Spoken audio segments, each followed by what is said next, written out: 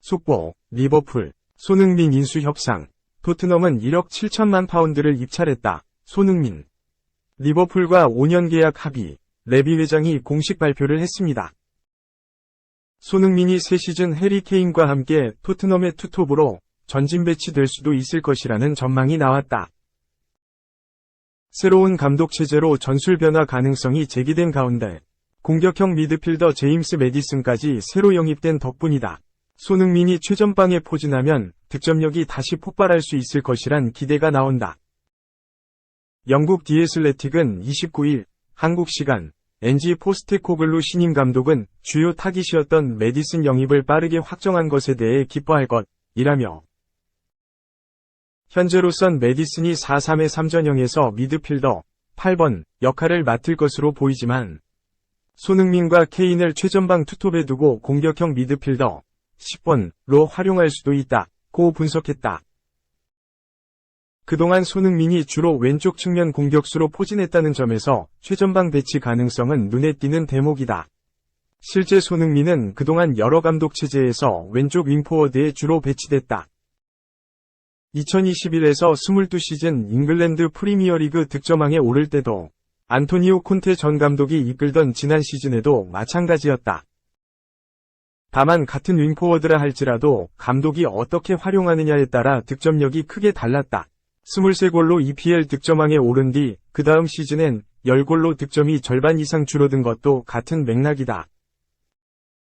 왼쪽 윙백 이반 페리시치의 공격적인 성향, 이에 따른 손흥민의 중원 지향적인 움직임 등이 맞물린 결과였다. EPL 득점왕 다운의 득점력을 극대화하기 위해서는 더욱 공격적으로 활용해야 한다는 목소리가 컸다. 최전방에서 투톱을 이룰 가능성이 있다는 현지 보도가 반가운 이유다. 수비 등에 대한 부담을 상대적으로 덜고 더욱 적극적으로 상대 골문을 노릴 기회가 더 많아지기 때문이다. 토트넘 잔류를 전제로 영혼의 파트너 케인과 호흡을 맞출 기회 역시 마찬가지다. 잉글랜드 프리미어리그 토트넘이 마침내 제임스 매디슨 영입을 공식 발표했다. 공격형 미드필더인 매디슨의 영입으로 가능해진 전략이기도 하다. 이 선 중앙 등 공격적인 위치에서 공격진들에게 기회를 만들어낼 수 있는 유형의 선수이기 때문이다. 지난 시즌엔 EPL에서만 10골 9도움을 쌓았고 전 시즌에도 12골 8도움을 기록했다. EPL 무대에서는 이미 검증을 마친 공격 자원이다. 현지에선 손흥민과 케인을 투톱에 두고 매디슨이 그 바로 아래에 위치하는 전술 가능성을 내다보고 있다. 예컨대 4-3-1의 2나 3-4-1의 이 포메이션이다. 디 애슬레틱은 지난 9월 토트넘의 레스터를 6에서 2로 대파했을 당시 매디슨은 공을 계속 원하고 컨트롤하는 모습은 마치 루카 모드리치 시절의 추억을 떠올리게 했다며 그는 좁은 공간에서 공을 지키고 플레이를 펼칠 수 있다. 손흥민과 케인의 뒤를 받치는 10번 포지션에서 활약해야 한다는 의견이 있다고 덧붙였다.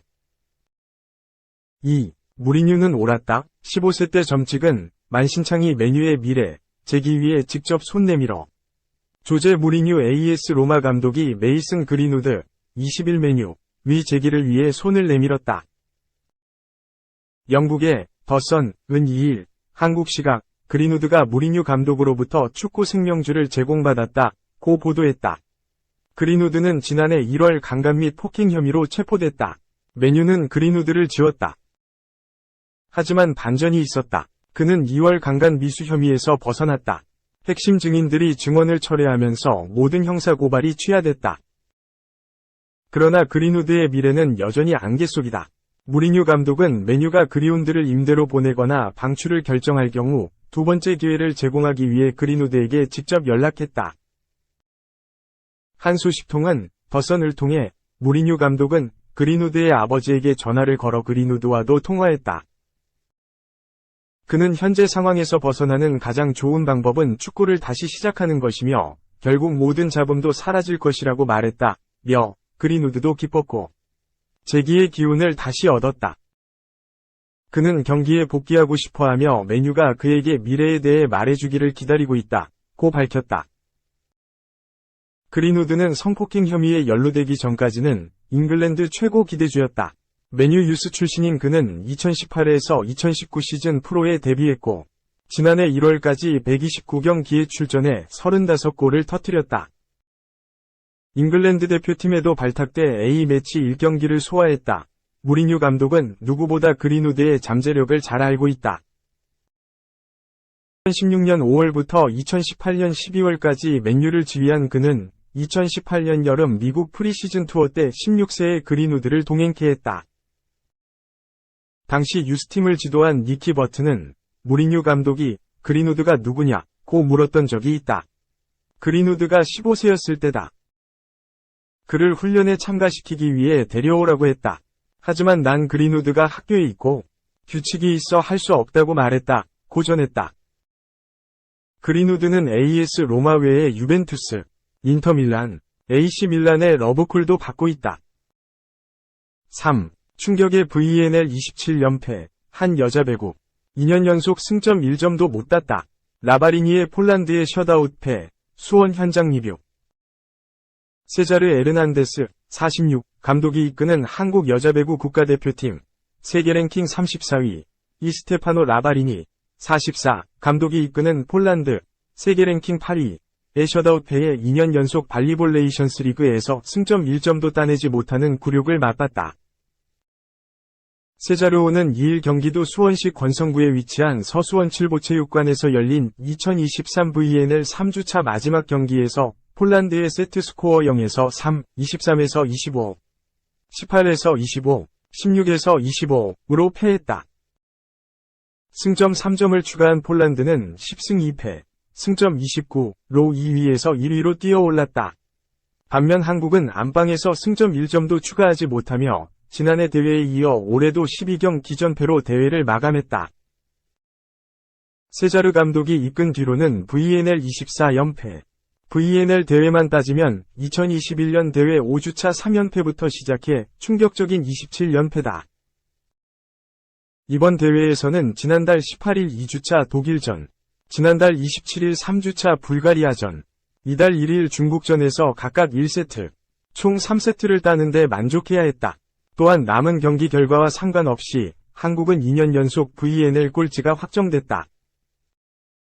서브가 잘 들어간 1세트에서는 접전을 펼쳤으나 이후 2세트는 무기력했다. 특히 블로킹 벽 위로 날아오는 코르넬룩 아그네슈카 29-200cm와 스티시악 막달레나 23-203cm 위 공격에는 속수무책이었다.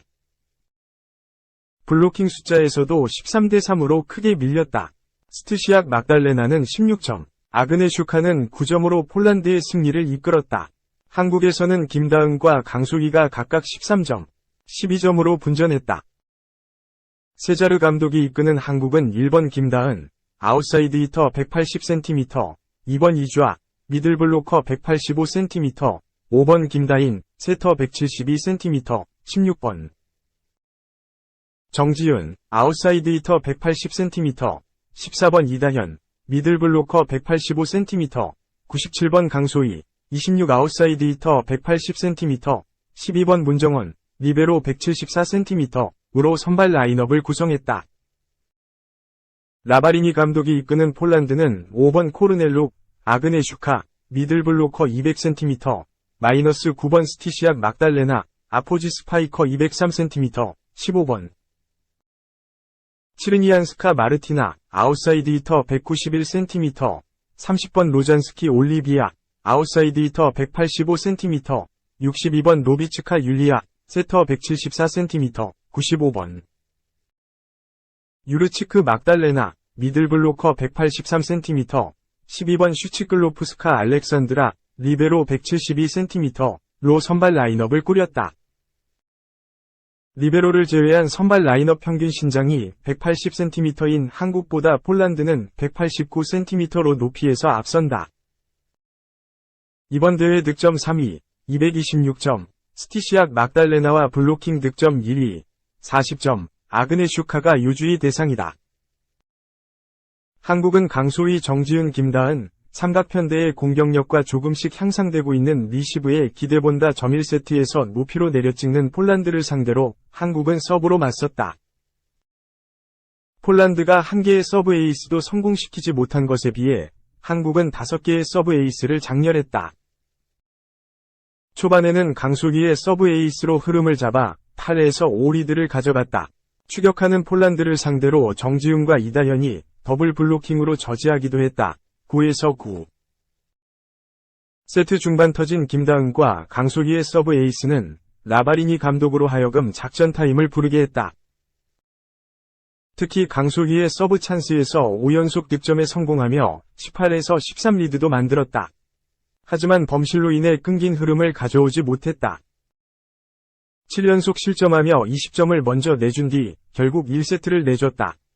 김다은의 직선 공격과 넘기기로 23에서 25까지 추격한 것이 위안이었다. 김다은이 8득점, 강수기가 6득점으로 분전했다. 폴란드는 바로 자신의 페이스를 찾았다. 2세트에서 초반 높이를 앞세워 리드를 가져갔다. 1세트와 달리 랠리에서 끝맺음을 하지 못한 것이 아쉬웠다.